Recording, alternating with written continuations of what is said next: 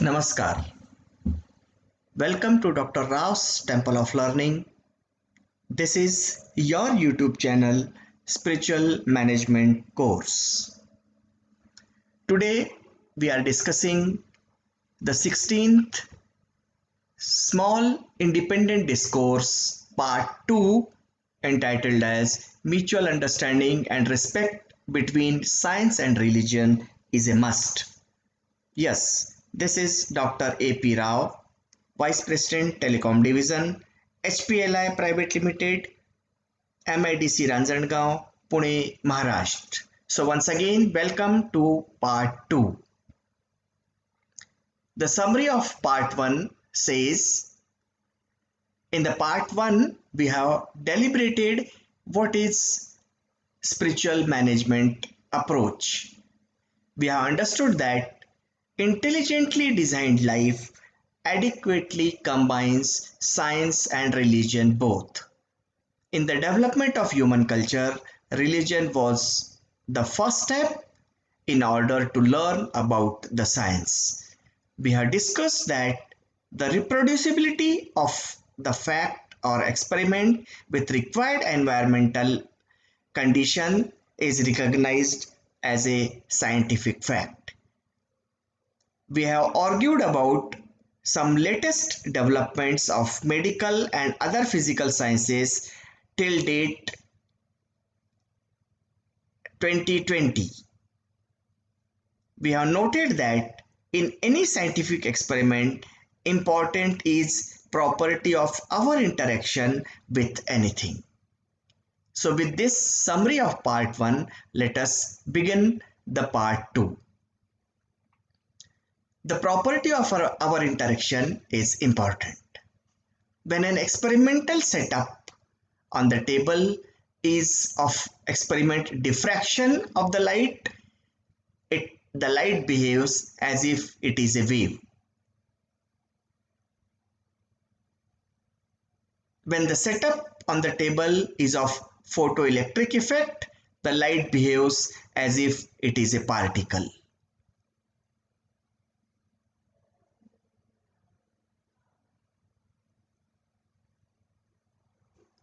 There are lot many characteristic features lying with light yet not discovered by our science. And the light we have taken just as an example. There are so many such happenings around us. And this is the point where our ancient philosophy and religion comes to the picture. The spiritual management approach says, as per the theory or principle of property of our interaction with anything, the things or matter looks as we feel or think about it. See the picture. One person says there are the 4 sticks, while the other says there are the 3 sticks. This is true with the word experiment also. Is it not true that we do not see everything around us with open eyes, but see only that which our brain receives or responds? Does it not mean that the eyes are not seeing but providing a means to see only? That means the function of eye is to see just as a tool to see, but controls are elsewhere in the brain. The aim of science and religion is to find the truth. One of the greatest tragedies of our time is this impression that has been created that science and religion have to be at war. It is once said by Francis Collins. Why science and religion looks or appears to be separate or different entities? Why it appears that there is no interrelation? the spiritual management approach has a valid answer for it. Let us take an example of present day science only. For the beginners of science, there are subjects like physics, chemistry, mathematics, biology, etc. Then the number comes of the specializations as the medical, engineering, pharmaceutical sciences, etc. And then we talk about the various technologies. For an uneducated person, science is science, only one. Similarly, at higher level of studies, maybe at research level, we do not find any hard line of demarcation between any two subjects which appears to be different at lower level of studies. It shows that difference is not there at very primary level and a very continuity is there at highest or top level.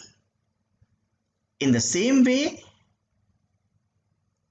when we talk about the search for ultimate truth, there would not be any discontinuity amongst science, philosophy, and religion.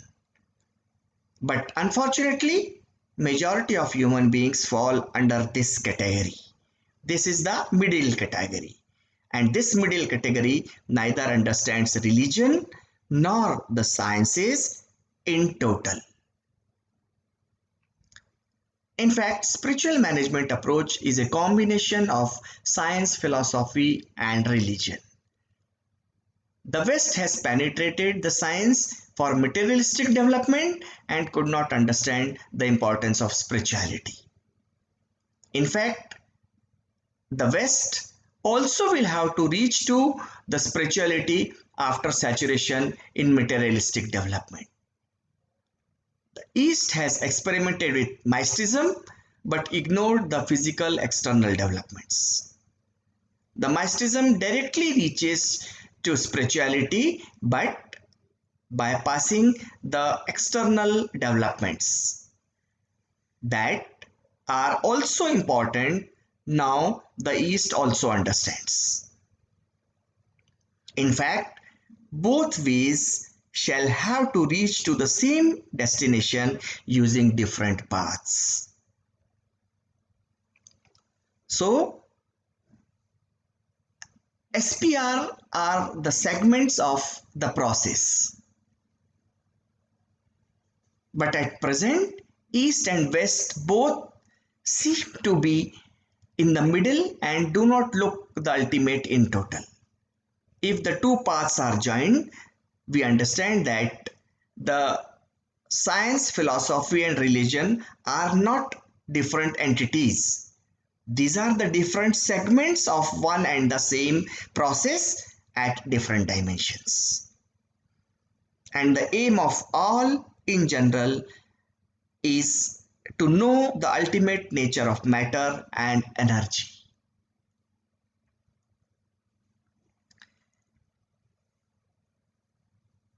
A time was there when modern scientists were reluctant about religion with the view that these mystic theories are enormous, vague, and non-scientific.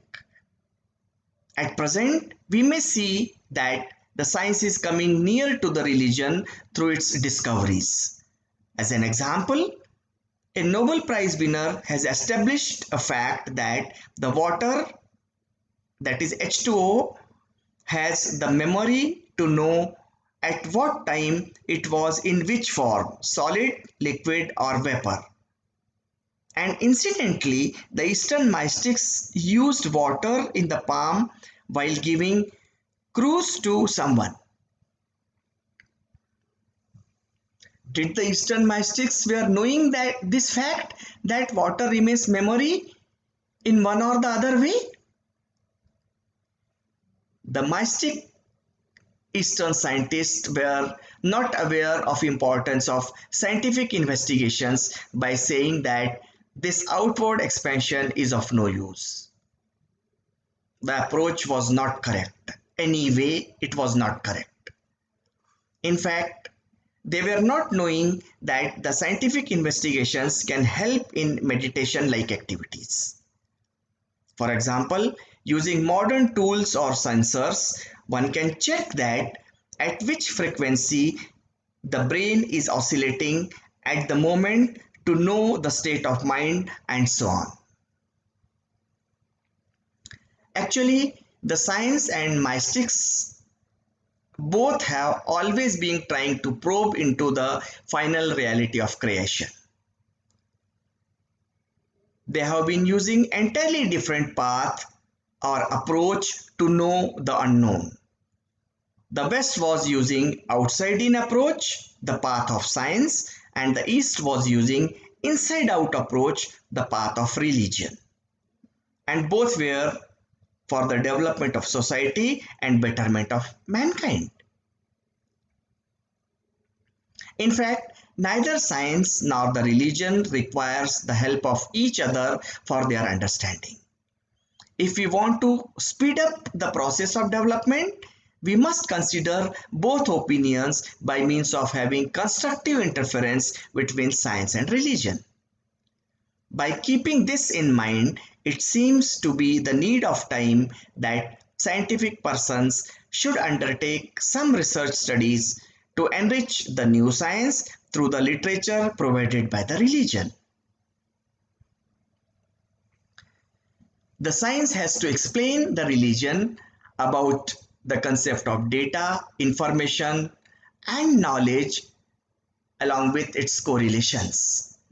The fact is only one and the same. The fact may have different meanings through our varied interpretations. Any data about the information or fact is meaningless without the context. It becomes information only in presence of available context.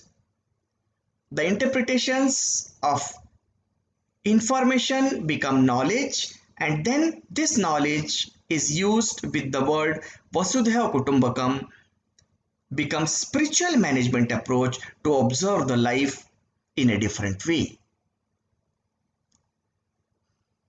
You can see the spiritual traditions in this picture. The spiritual traditions described by Hindu, Tao, Zen, Buddha, etc. may differ with each other in many external details, but the direct non-intellectual experience of reality in all of them is essentially observed to be same. And this fundamental feature is also a characteristic of modern science. We need to mark that there are a number of fields in new sciences, for example, the space-time concept, quantum field theory, quark symmetry, etc., whose interpretation about the matter is still incomplete. This is all for this part. Thank you very much for the patient hearing. We shall continue this discourse to part 3.